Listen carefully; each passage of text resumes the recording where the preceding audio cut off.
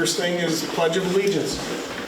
Pledge allegiance to the flag of the United States of America and to the republic for which it stands, one nation, under God, indivisible, with liberty and justice for all.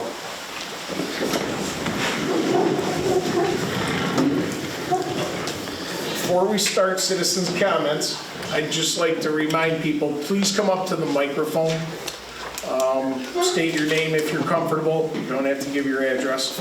And, let's be respectful. So, are there any citizens' comments? Oh, we're starting off with that right away? Well, yeah. Yeah, we do. Yeah, there's no public hearing, so speak now or forever hold your peace tonight. I have one. Ed?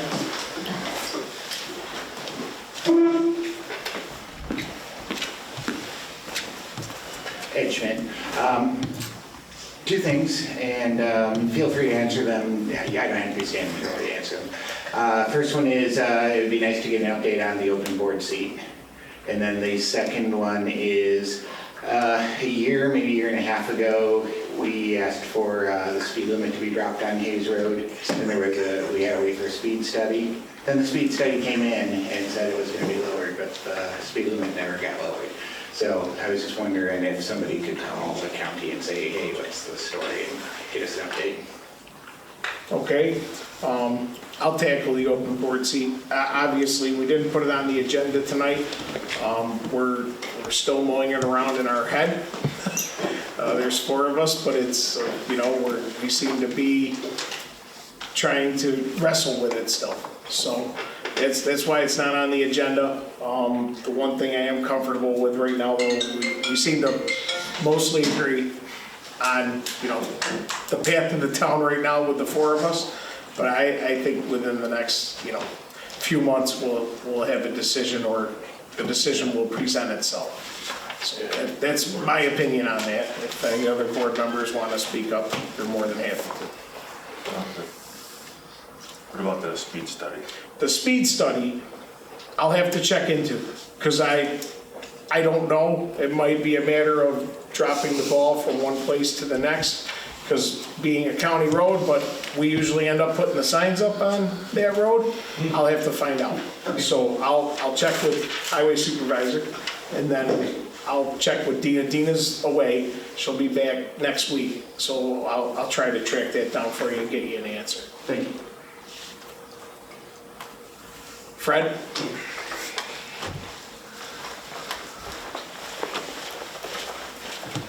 Fred Burge, Plainville Road. Hey, I apologize if this might sound like a broken record, but I'm gonna mention something, and I may mention it a few more times in the near future.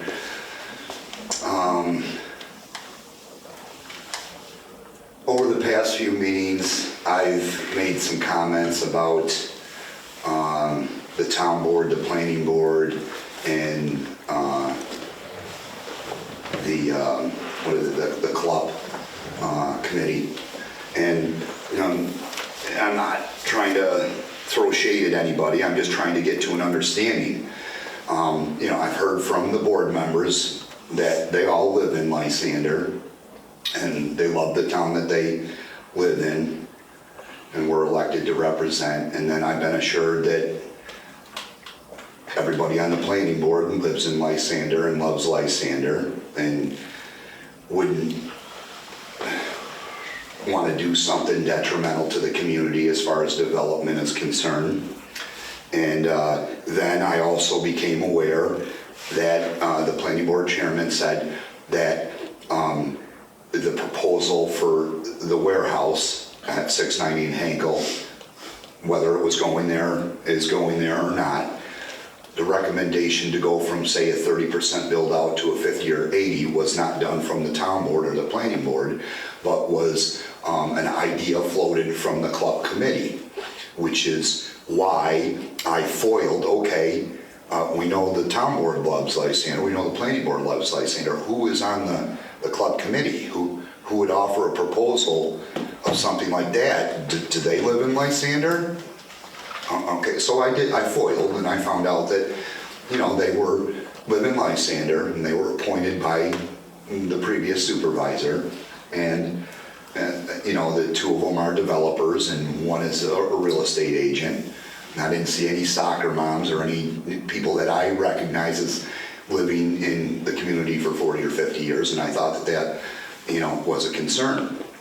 But I had conversation with a few people that work for the town, and the conversation was about, well, you know, we wouldn't want anything more than a 30 or 50% build out. Why would the club committee offer an idea or an opinion for something like that? Who in their right mind? And in that conversation, I was kind of pointed in a direction that I wasn't considering, and that was from the standpoint of the person who's investing, the developer. And the idea or the notion was floated, well, who in their right mind would invest their money in a project where they could only have 30 or 50% build out? Why would they want to invest unless they can maximize their investment? They would go to another town or another area and do that investment. To which I said, okay, let them go. You know, if the ultimatum is, you know, we'll build there, but we want 80% build out or else, then I guess the answer is or else. That's what it should be. I don't even think we should be, you know, contemplating that. And then, so Okay, that, let me, if I could comment on that. One of the reasons it was suggested is, and correct me if I'm wrong, Al, all of our industrial area in Radisson is at 80%, correct? Yeah. The zoning for industrial is 80%. So that parcel is one of the few parcels that sits outside. That's So the zone for I that. don't think it's helicopters and black suits Right, kind of thing. right. It's a matter of keeping it uniform. Right. Because if you can do it there at 80%, why wouldn't you do it there? Obviously, the public was strongly against that, and, you know, the proper paths weren't followed. Right, So, and I appreciate. to answer that question. I appreciate you saying that. Yeah, but you And- know what, some innuendo was just established. It's not in the club. There's no recommendation in the Right, club. we removed it. It's gone. I understand that. I'm trying to touch base on a comment that was made previous as to why I was mentioning about the 80% build out Right. and why I made a comment about the club committee members. Had they offered maybe from 30 to 50%, not sure that I would be, you know, that much against it, but, you know, to go make a jump from 30 to 80, and I hope that they're not building there, but. You got about a minute left. Okay. So, That being, okay, I've had opportunity, and I'm gonna say this at additional meetings, to go to the meetings at Clay and for Micron. And when I've seen there, it's wonderful, 400 or 500 people. I've actually seen people from the town of Lysander at those meetings. Even there's no financial incentive for them. They just got the time and they go there, they think it's important enough and they pay attention, maybe ask a question. I've actually seen somebody on this board attend those meetings in Clay. And I think if it's that important for our community and if it's gonna affect our community that much, maybe everybody should have gone to some of those meetings.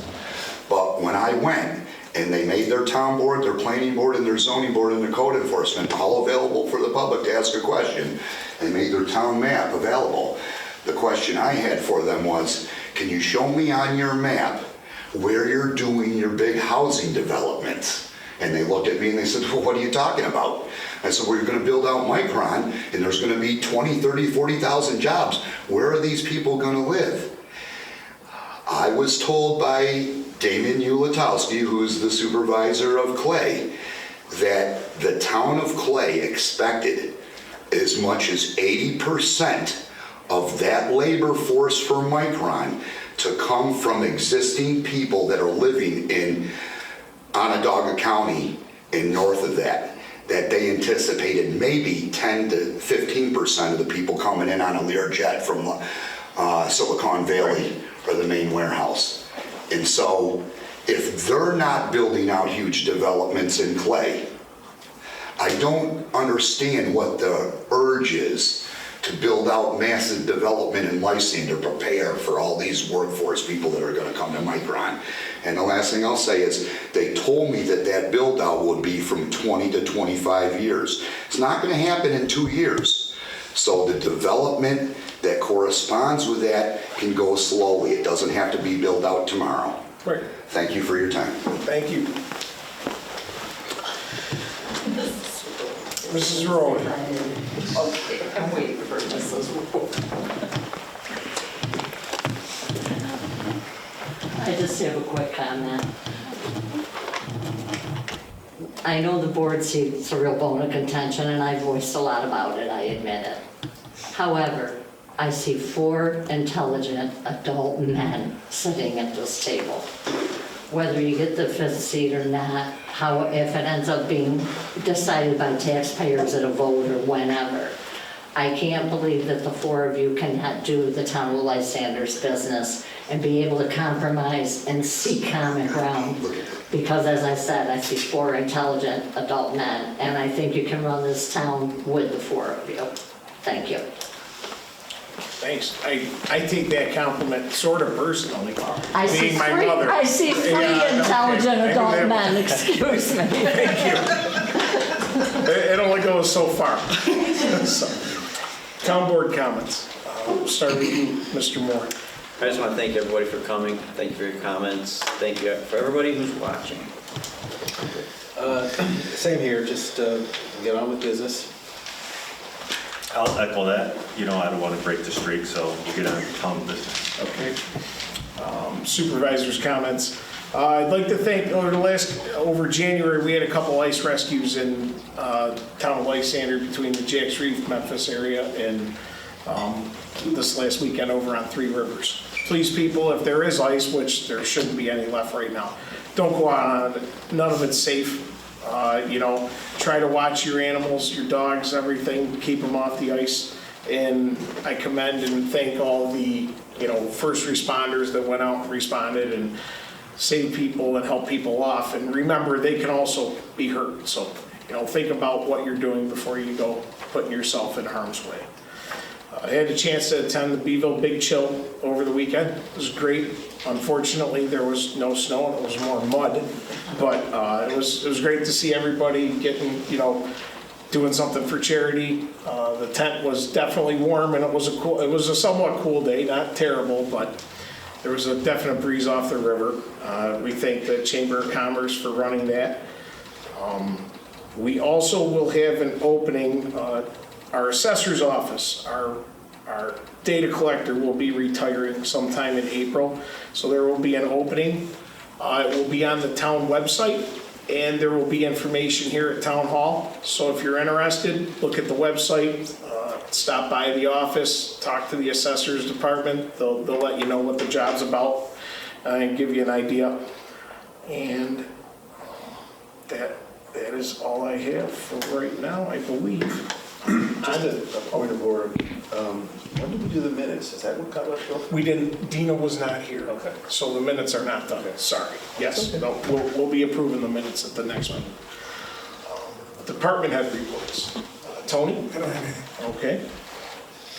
Al? The only thing I have is the county did approve our Loop Road transfer of community development funds from Mills Road to the Loop Road resurfacing for this year. So So we'll be putting that on the pavement management plan for PMP this year. 2024. Great.